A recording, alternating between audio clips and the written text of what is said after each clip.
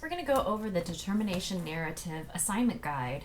This assignment is worth 100 points and it will be due on the 3rd of May. This is an extended due date because of the change in the schedule. All right, so a narrative. What is a narrative? A narrative is like a story, but a story can be fiction or nonfiction. So a narrative, when we use the word narrative, we talk about real life stories. So think about a newspaper story. This is a sort of a narrative, unless it's just a factual report. A narrative is always based on a real life experience. And so we're going to be writing a personal narrative. So you would be basing your narrative on a real life event that happened to you sometime in your life. And the narrative is always used to illustrate a specific idea or make an important point. So I want you guys to think about the narrative that you pick, the story that you want to tell, as illustrating something very specific about our main idea here, which is determination.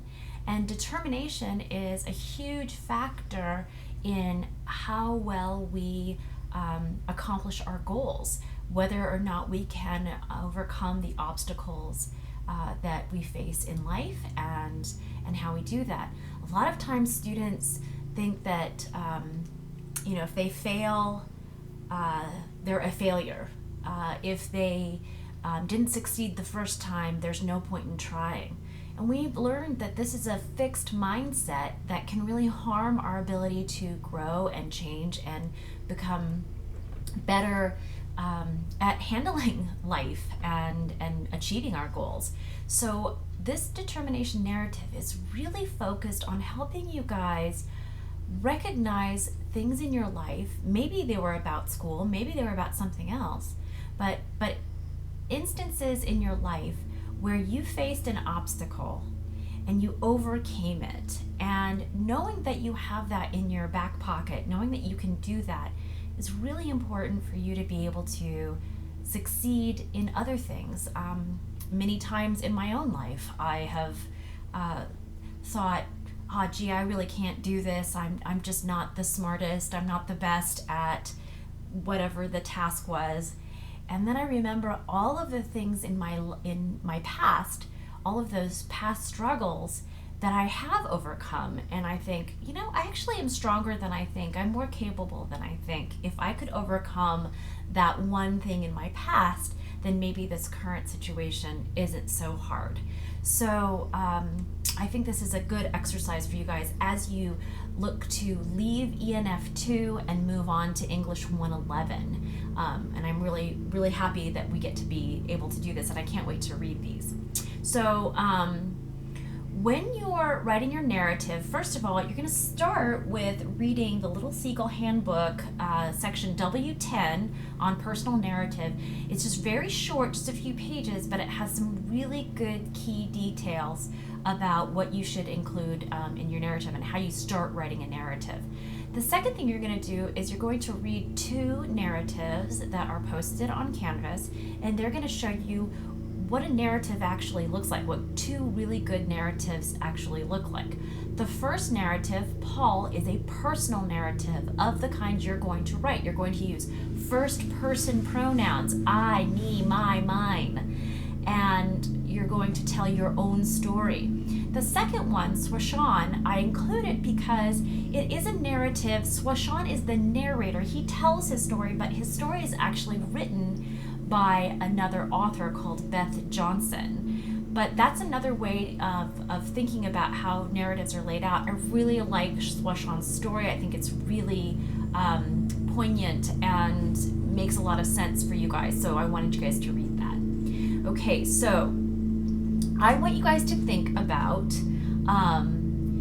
setting a scene. So first of all, you're going to pick a topic, and your topic should really show an event in your past life, in your past, that you can remember really well. This is important. It should be a significant event in your life that presented you with some sort of an obstacle, but that you were able to succeed through that obstacle and overcome it, and it helped you develop your determination. It can be an event, a single event that unfolded over time. For example, I've had really good ones on students who immigrated to the United States from another country and how hard that was, but it all centered on the fact that they had to immigrate from their home country to United States, and maybe language learning and other kinds of things. So that's what I'm talking about. I don't want you to tell me a story of I was born here and then all these things happened and I struggled a lot. It has to be a little more focused than that. So I've also had really good stories about courses or years in high school where students felt like they just were struggling the entire year. Sometimes I have students talk about one specific rather jarring event that they had in their life that created a significant obstacle. Sometimes they talk about relationships in their lives that taught them that they need to how to succeed. The important point is, whatever your event is, whatever the story you want to tell, it has to involve determination. It has to show how you learned something from that experience, from overcoming that obstacle, that you can apply to future experiences or obstacles. So be very careful about when you're picking that. Okay, so a narrative, being a story, has a beginning, a middle, and an end. And so the beginning of a narrative is going to set the scene. It's going to say, where were you when this happened? Did you start in one country and end up in another country? Were you in high school? Were you in middle school? Were you at work? So that's kind of a sense of where. When did it happen? I don't need specific dates, but it is very helpful to know how old you were, what grade you were in, those kinds of things. That helps me get a sense of, what was going on, in your life. You don't want to talk about key people, who was there, how did they contribute to the problem or help you solve the problem. You don't need to mention everybody. It's not a laundry list, but who are the key people involved in that issue? And remember, I don't know the people that you're talking about. You have to make some description of those people. At least tell me how they're related to you, or how they worked in the situation. And you have to identify the main problem pretty quickly in the first paragraph or two of your narrative.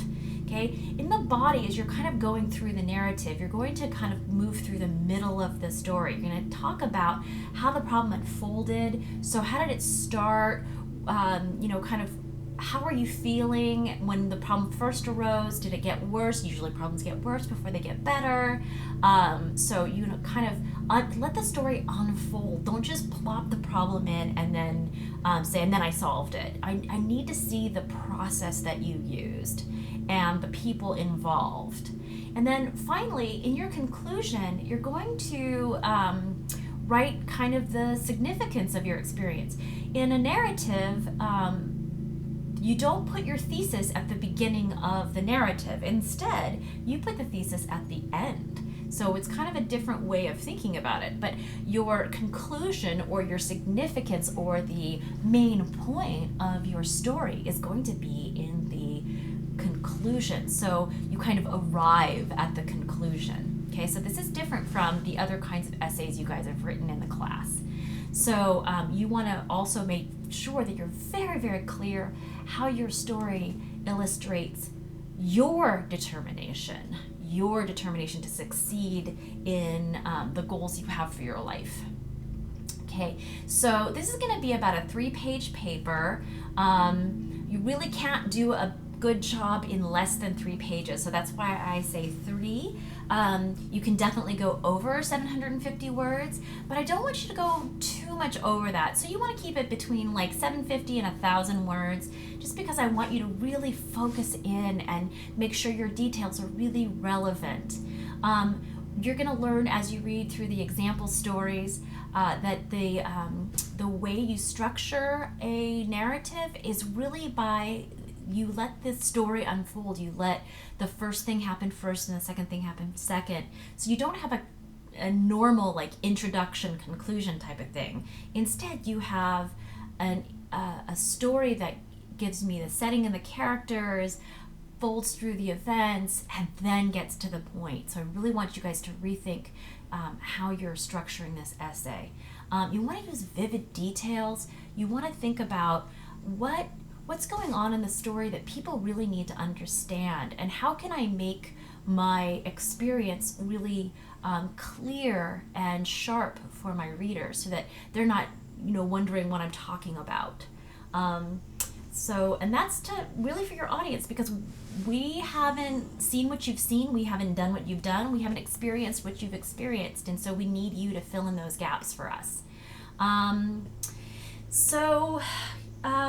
The evaluation criteria, this is only 100 points, so you're really looking for a complete, coherent story with a clear point, and that I have sufficient detail, and that paragraphs are focused, and mostly that those details in the story connect, so that I had a really bad problem and in the next paragraph I solved it and everything was fine. That would be a huge gap, so try not to do that. And then make sure that you're picking a good topic. We've got lots of little exercises in between here that would help you to make sure that you're getting all of these pieces down, and I will be giving you guys feedback throughout, and I know you're going to do a great job on this.